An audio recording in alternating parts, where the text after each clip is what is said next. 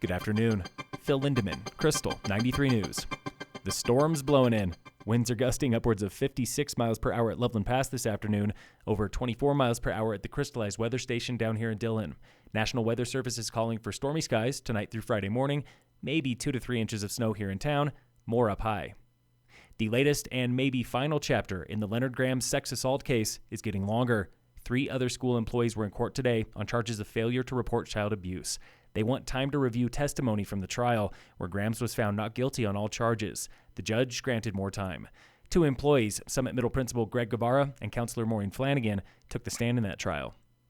Frisco's Danielle Surette learned a lot from her first campaign for Summit School Board in 2021. No matter what you say, people are going to twist your words, your perspective. They will come after you and say you're one thing when you're not. Almost 4 years later, and Surette is running again because she is still frustrated with the district. I have no desire to push views onto other people. I have no desire for power. I really am just doing this because I'm concerned about the direction the school district is taking. She gives the district and the school board failing grades. Their attention is diverted. They're taking on too many things that don't concern them or involve them. They need to be focused on preparing students and providing the foundational skills. Her number one priority, again, is academics, where she gives Superintendent Dr. Tony Bird a slightly better grade. He seems to be working hard. He's out in the schools. He's meeting students. However, I think he's limiting himself to certain groups of students. He's not talking to everybody. If elected, Surette promises better communication with parents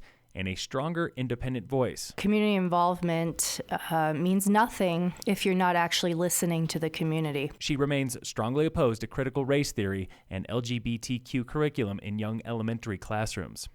Sitting school board president Consuelo Redhorse remains strongly for those topics. I'm always open and happy to listening to others that are in disagreement and, respectfully hearing why it's seen as indoctrination or why it's not the correct way for our school district to be educating our students. Redhorse believes academics and identity are linked. By celebrating our individual identities as well as those of our students, we help to promote the type of environment that is supportive of our students becoming successful. She admits there is work to do with communication and results.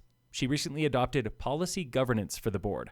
It's like a standardized test for the people in charge. What it really focuses on is clarifying the roles and responsibilities of the superintendent and the board, as well as a push for continuous improvement and accountability. Every district policy must pass one final exam, what she calls the guiding star for the board. Every student will achieve academic and personal success, to belong, thrive, and foster civic engagement and socioeconomic agility in an ever-changing global community. If re-elected, Redhorse promises to fight for funding, teacher housing, and community partnerships.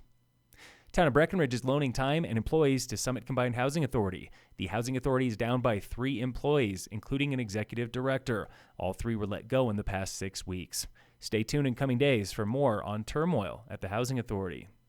Summit County wants to cut you a tiny little break on your property taxes next year. It's written into the budget. A temporary mill levy reduction could save $55 on the average property, worth $880,000.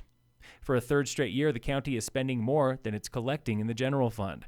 One of the biggest expenses is affordable housing, $16 million, most of it for a new Bill's Ranch project in Frisco and the U.S. Forest Service partnership above Dillon Valley. Red Rocks is unveiling the first batch of shows for next year. Primus and A Perfect Circle open the season April 25th and 26th. Jason Isbell and the 400 unit play May 3rd.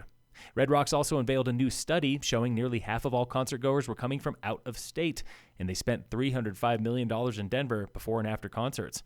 The Denver Post reports this is the first study of its kind for Red Rocks. Total economic impact of that venue, $717 million. Local fire danger is moderate today in Summit, still with no fire restrictions. In sports, the Nuggets open preseason play tonight against the Suns at 8 on TNT. And in local sports, Summit High Volleyball plays Steamboat Springs at home today, chasing a playoff berth. Boys soccer plays Rifle at home. On the road in Rifle is the cross-country team. Phil Lindemann, Krystal, 93 News.